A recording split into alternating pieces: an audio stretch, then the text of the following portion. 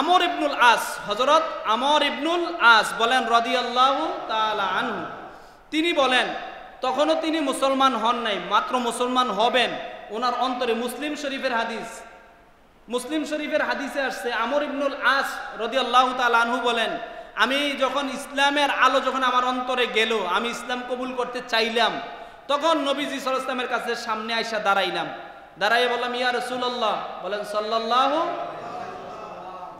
আলাইহি ওয়াসাল্লাম, আমি ইসলাম কবুল করতে চাই আপনার হাত মোবারকে হাত দিয়া। সুবহানাল্লাহ বলেন। তখন নবী করিম সাল্লাল্লাহু আলাইহি ওয়াসাল্লাম নিজের হাত মোবারকটা বাড়াইয়া দিলেন আমর ইবনুল আসের দিকে।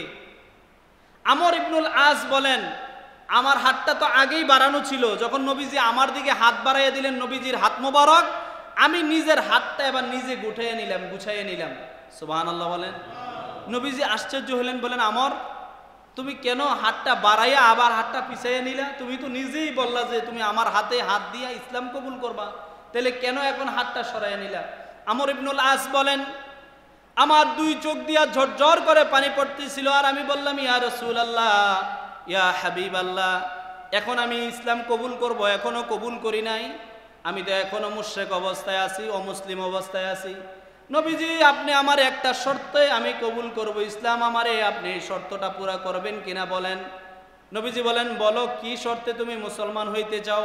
বলো, ইয়া রাসূলুল্লাহ, আমি কালিমা পড়ার পরে মুসলমান হয়ে গেলে আমার পিছনের জীবনের সমস্ত গুনাহ মাফ হবে কিনা আপনি বলেন। যদি আমার বিগত জীবনের গুনাহ মাফ হয়ে যায়, তাহলে আমি আপনার মোবারক হাতে হাত দিয়া ইসলাম কবুল করব। বলে সুবহানাল্লাহ।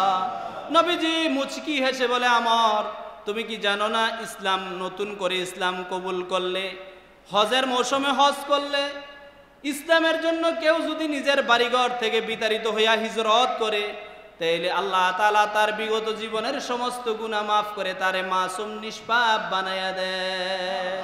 সুবহানাল্লাহ বলেন, সুবহানাল্লাহ।